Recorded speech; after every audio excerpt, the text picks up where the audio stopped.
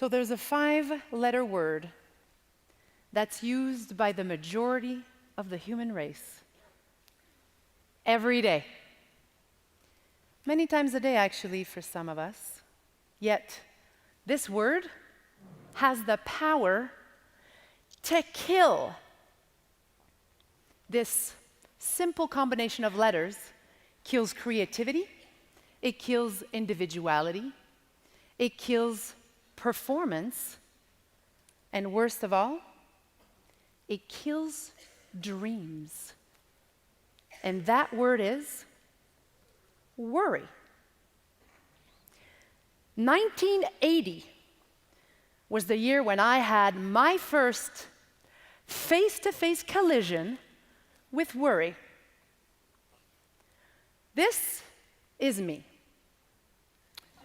Oh yeah.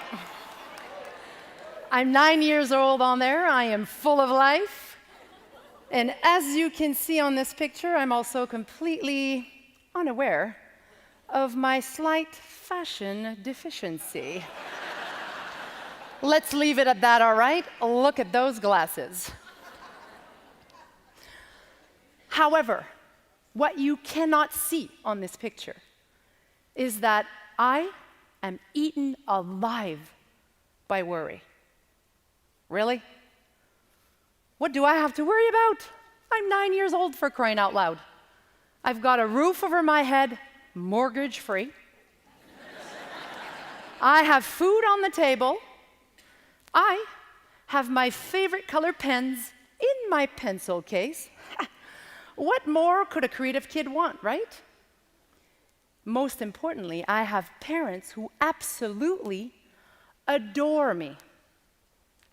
Yet, for an entire week, which I'm going to tell you felt like months, all my energy, all of it, is spent avoiding, at all cost, one girl.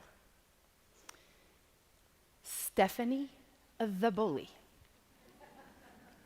Why? Because she has decided that in order for me to prove my worth, I am to steal her a pack of cigarettes at the corner store. Really? Did you see that face earlier? That face over here? Does this look like the face of a criminal to you? No. And no is precisely what I want to say to Stephanie. I want to say no to her, but honestly, I can't bear the thought of the consequences that my no could, and in my 9-year-old head, would absolutely unleash. So, my solution? I avoid her some more. Well, do you know how exhausting it is to be at avoidance mode 24/7? Well, I'm going to tell you. It's a full-time job, that's what it is. The shenanigans I did to avoid her, Oscar-winning performance is all I can say. Believe me, you do not want to mess with this girl. She is the biggest bully, and she's also the leader of my inner circle of friends. And I am petrified. I don't want to be known as a wuss. And I certainly don't want to create my own social suicide at 9 years old. Oh my God, I realized that my no, me saying no to her, could literally ruin my entire life. Remember, I'm 9 years old. This is dramatic here. So the phone rings. And I quickly say to my mom, Mom, she's right there, remember the deal, right? Je suis pas ici. I am not here. Well, she answers the phone. To my surprise, I hear this. Wah, wah, wah, wah, wah. Just a sec, Stephanie. Isabelle happens to be right here. What? Oh, yeah. She leans in, hands me the phone and says, Isabelle, pauvre petite fille. Literal translation, Poor little girl. Actual meaning, though, in her tone of voice, why? Why are you doing this to yourself? And she went on and said, in French, of course, but I will spare you. She said, do not, I repeat, do not be afraid to speak your truth. If you can't say no to what you don't want, Isabelle, you will never have the time and the energy for what you do want. Yes, thank you. However nice this was at the time, I was livid. Livid. I am livid. But yeah, in that moment, my life changes forever. Yes, I do muster the guts to say no to Stephanie the bully. Thank you very much. And no, my world doesn't implode. It actually expands. And as a result of that, over the years, I became completely obsessed with what causes worry versus peace of mind. And I noticed a very interesting pattern. A pattern that helped me uncover the culprit that leads to most of what we worry about and that robs us of our peace of mind. And it goes like this. What you tolerate, you worry about. What you tolerate, you worry about. What I'm saying is, what you are tolerating right now, you are worrying about. Meaning, when you say yes, and you really want to say no, you know those moments where all you want to do is say no, or should say no, is what you tolerate, and what you tolerate will always, sooner or later, drive you to worry. Now, would it surprise you to know that 95% of North Americans either go to bed or wake up worrying about something every single day? We, ladies and gentlemen, are a bunch of professional worryaholics. In fact, we worry so much nowadays that the phrase, "I'm thinking about this," has now culturally been replaced by, "I'm worrying about this." Yet, 40% of what we worry about will never happen. It will never happen. That, my friends, is like putting a 40% down payment on a house you'll never own. How ridiculous would that be, right? Putting a 40% down payment on a house you'll never see, smell, experience, or own. Yet, when it comes to worry, we do it every day. 30% of what we worry about, get this, has already happened. Has anyone ever accidentally hit reply all on a massive rant email that was meant for Bob's eyes only? Need I say more?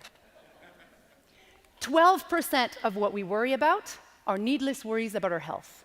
For example, you get a headache for 3 days in a row, and boom, you are worried about a brain tumor. Oh, and if you have the brilliance of consulting with Dr. Google, now you go from having a brain tumor to having 6 months left to live, right? 10% of what we worry about are petty, miscellaneous worries, like what to cook for dinner, or what shoes to wear for a TED Talk, for example. Now, I don't know if you're calculating this, but that leaves 8% for real legitimate worries. 8%, which means that 92% of what we're worrying about is complete nonsense. And that nonsense, by the way, not only keeps us from being at our best, oh no, it keeps us from actually living. So what if we took all this energy that we use to worry about this crazy 92%, and what if we repurposed it? What if we repurposed it to do something good? something positive. How about this? Something tangible might be nice. Well, as a very proud, recovering worryaholic myself, and a strong believer that we're all on a journey to increase what I call our units of happiness, right? Our peace of mind. I created a simple formula to help me basically repurpose this crazy 92% and quickly snap me out of the rabbit hole of worry that I find myself in on a regular basis. And if I'm to be transparent with you today, absolutely every day, including this very moment. And I call this my hero formula. H is for hush. First, you gotta hush the noise and hush the chatter upstairs in the drawer so that you can reconnect with what you truly want. What do you wholeheartedly believe in? What are your non-negotiables? What are you willing or not willing to do to get from here to there? Yes, I want you to come for a visit. No, you cannot stay 30 days. Yes, I will donate $50 to your school fundraiser, but no, in no way, shape, or form will I bake 250 cookies. Believe me, you wouldn't want them. Yes, I want to work with you, but no, you cannot take 90 days to pay me. I am not a bank. Because what you tolerate, you worry about. E is for evaluate. Evaluate what and who you are tolerating in your life. Are you tolerating a jam-packed schedule every day? How about high-maintenance clients, right? How many of those are slowly but surely dimming your light? How many of you, and this will require a little honesty on your part, how many of you, show of hands, have one special, ever so special, family member? Oh, and if your hand is not up, here's a hint. It might be you.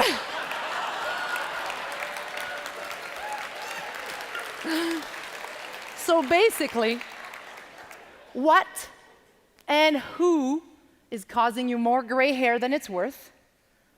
And what difficult conversation do you need to have? Because what you tolerate, you worry about. R is for ritualize. Ritualize the habits that have the potential to bring your best self, right? Bring your best you to life. Elizabeth Gilbert, Ariana Huffington, Richard Branson, Michael Jordan. What do they all have in common? Well, apart, of course, from being game changers and trailblazers like we know them to be, they all have a few simple daily rituals to be and stay at their best. Not working past 3 o'clock in the afternoon, for example. Wouldn't that be nice? Sleeping 8 hours a night. Now, there's a concept this girl here has no idea about because I'm about halfway there on that one. Having daily inspiration time, which I call me time. Just ask my partner how intolerable I am without my morning yoga. Now, keep in mind that not all rituals have a positive impact. Oh no, that would be way too easy, wouldn't it? How many of you have one of these bad boys and look at emails within 1 hour of waking up? Bad news for you. This little habit alone is proven to reduce your performance by 27%. Don't think that's much? Add that to the crazy 92% of useless worry, and you might just have yourself a recipe for disaster. Successful people know that their performance is a direct result of their daily habits and of their daily rituals.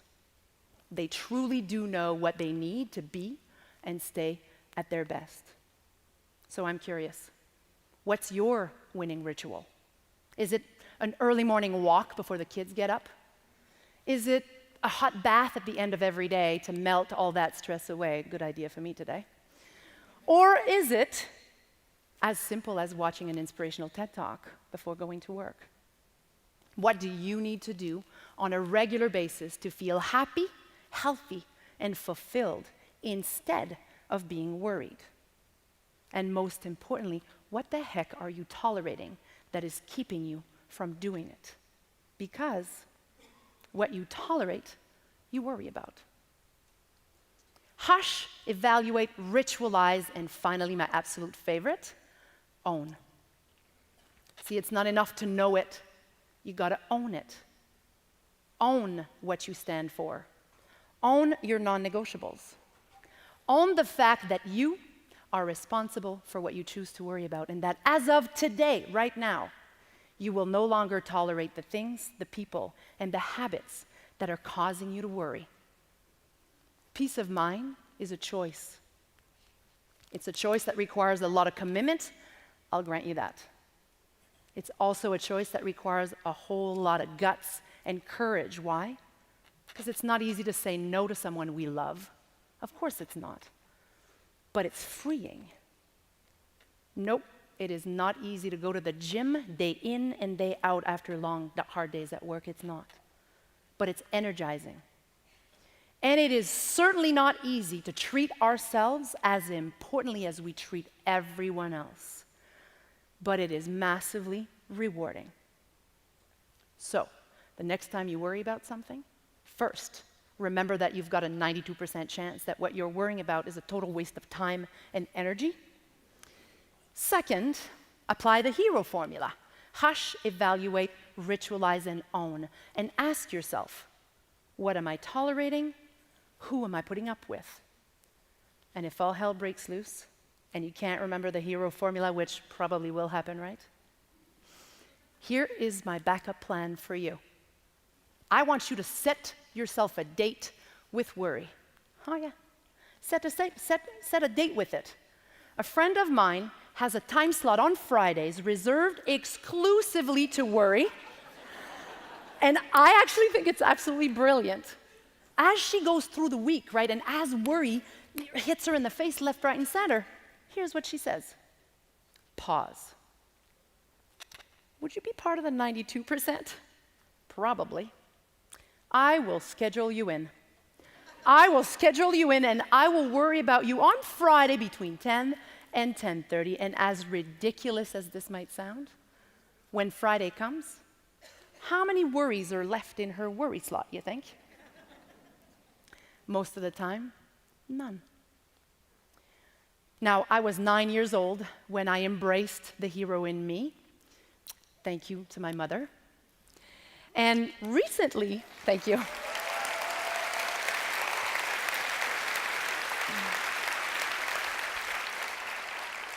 Recently, my mother had a nice little opportunity to reconnect with the hero in her.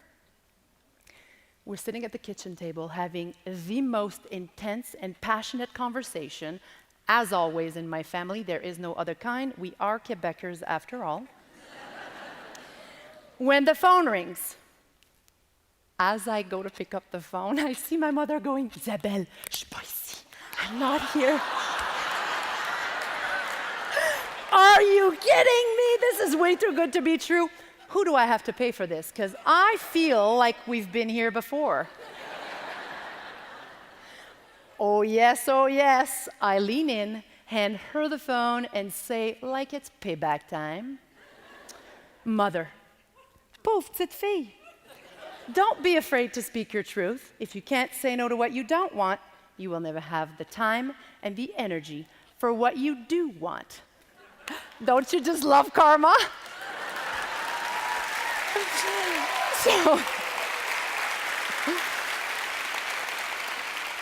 So my question for you is this. If, and if being the operative word here, if you are worrying and tolerating something or someone right now in your life, will you choose to worry? Or will you choose to embrace the hero in you?